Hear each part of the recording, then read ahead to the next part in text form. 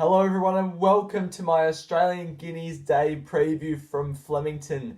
Last week on Blue Diamond Day was a very successful day. If you haven't already, check out the vlog I did. It's on the YouTube channel there, but let's get straight on with it.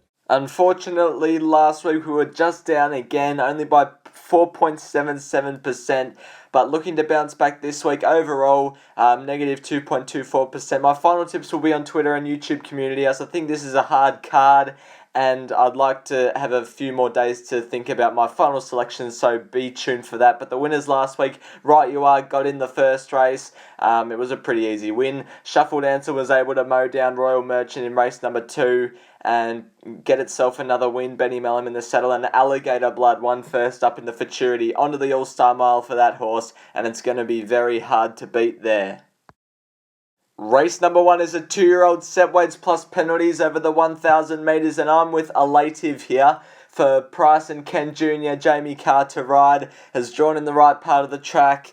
Looking at its jump outs, it goes forward, so I think that's another positive. It'll be right there on speed. We don't know what's under the bonnet yet, which is pretty exciting. 240 is probably rock bottom odds, but I'm so happy to put it on top. I think it is a good thing, or a good chance at least. Princess Dew Hallow is my second selection. I thought it was a good run behind Mahaba, and the step back to 1,000 metres will be ideal. Treasure Way I thought was the roughie. I wasn't too confident in any roughies, but Treasure Way's had the race experience. And Elative for the $10 strategy, I've gone 10 the win on Elative to start the day on Australian Guineas Day. Hopefully it can stamp its authority in the first and prove that it's an exciting thing. Race number 2 is an open handicap over the 2,500 metres, and I'm with Timor here. For Chris Waller, Jamie Carr to ride again. Last start, I didn't expect it to run on from the back like it did. It absolutely flashed home for 4th. Up to the 2,500 only suits this horse. From gate 2, Jamie Carr can settle closer as well. It's settled on speed 2 back, so it has the ability to go into a 4 position. Just needs to jump the gates. I reckon now it's ready to win, so I've got it on top. Youth Spirit in for second. Waterhouse Bot third up, 1,900 up to 2,500. It's just a recipe for success, especially from that stable. So Youth Spirit's my second selection. I think it's a little bit over the odds. I don't want to be against so unusual, but I am. As 1-3 on the bounce and can go on with it again, but the price is too short for me. Nan chose the roughie in a race where I thought the roughies were fair, and for the $10 strategy, 8 the win on Timor and 2 the win on Youth Spirit in race number 2. Race number 3 is an open handicap over the 1,000 metres, and I'm with Easy Single. Last time it was first up, it won at this track and trip, so I'm hoping it can do the same here. Michael D to ride. Gets in with the 54 kilos, which is good. Is drawn not bad, not great, but better than Kalos. Should be in a forward to midfield position and be running a good race. Kalos in for second, has got the good form, as it's got Jamie Carr, second in the Caulfield Sprint last preparation. It's got the class and can win. The roughie Tycoon Hummer loves the straight track, beat Inundation and all them last time, so I think it is a tad over the odds at $13, and for the $10 strategy, 5 each way on Easy Single. Not too confident, but hoping it can run a bit of a race first up for Mar Eustace, and hopefully it can be somewhere near the finish by the time the finish line comes. Race 4 is the 3-year-old handicap over the 1,000 metres, and I'm with the Perth Raider in Wild Bell. Don't know much about it, but it won its last start by 4 lengths over there in Perth, and it comes down here. The trainer's sort of hinting it'll be a better horse next time around, next preparation, and it's been lame and had a few heat stress issues in its past, but if it puts it all together on Saturday, I think it'll be winning. Gate 2 should be on speed and can just follow the rails, being first time down the straight for Chris Parnham, and can run well. Second winner takes it all. Jamie Carr on first up. Won last time on Sir Rupert Clarke Day. That was pretty good coming from the back. It has the ability to win, and first up suits. Lady Laguna is the class horse in the race and will be running a race as the roughie at $11. And for the $10 strategy, 10 the win on Wild Bell. Saturday might not be its day, but I'm just backing it on pure class. Race 5 is a benchmark 84 over the 1,600 metres, and I'm with Kettle Hill coming down from Sydney. Mar and Eustace, Australian bloodstock, 1,800 back to 1,600. it's ready to win, even though it hasn't placed in its 4 starts as preparation. Should have won first up behind Savannah Cloud. I was there that day.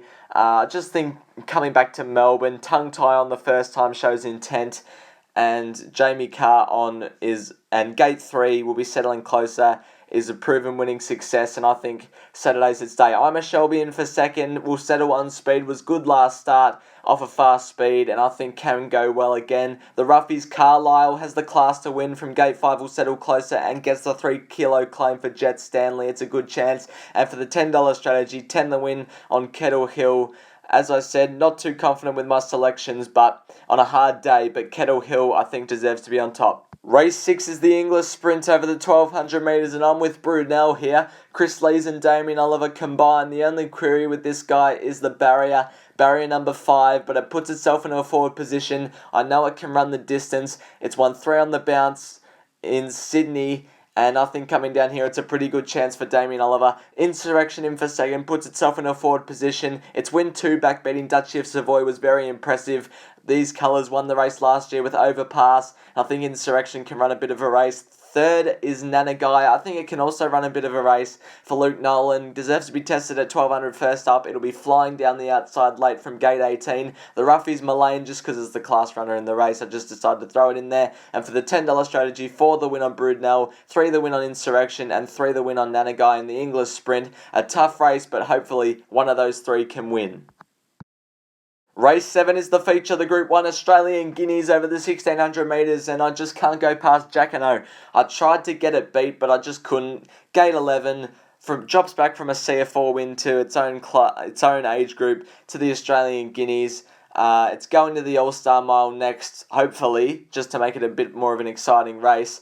And it's the class run in the race, and it should be winning, shouldn't it? The CSA's form is good, but this guy's got the premium CF4 form, so happy with Jacquinot. The roughie I want to throw in, best roughie of the day, is Laced Up Heels. Off the week, back up from the Angus Armanasco behind Shuffle Dancer. Step up to 1600 metres is good. Gate 12 will be on the outside, hopefully tracking Jacquinot. And I reckon this horse is majorly over the odds and deserves something. 7 the win on Jacquinot, 1 the win and 2 the place on Laced Up Heels in the Australian Guineas. Hopefully we can get something.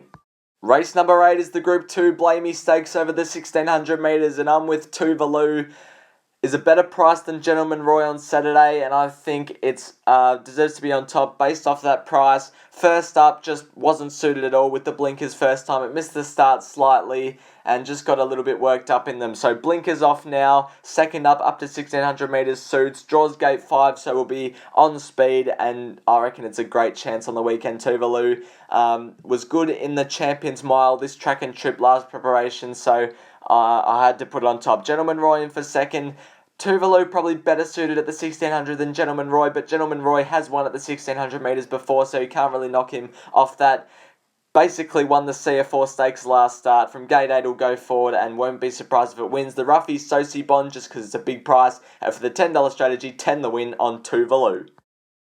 The last race is a benchmark 90 over 1200 metres, and my best of the day comes up in this race. It is Djumbuck. I just can't see how it gets beaten. It goes up against tougher opposition, but they're either first up or they've got something like that. Djumbuck's the fit horse. From gate 6 will be on speed just like last time. Blake Shin rides and it should be winning again. I'm happy to take it. It's Out Time in for second. Just is an ever so consistent horse, and it's probably my favourite horse outside of the ones we part own. But it's got the glue on shoes for the front for the first time, which has sort of put me off slightly. She's all class, the roughies, drawn the wrong side of the track, but has the class to win. And for the $10 strategy to blast out in the last race on an Australian Guineas Day, 10 the win on Djumbuck. I'll be looking forward to the last race because I know there's a good horse going around in the fit horse into Djumbuck. But I'll see you next week for Newmarket Handicap Day.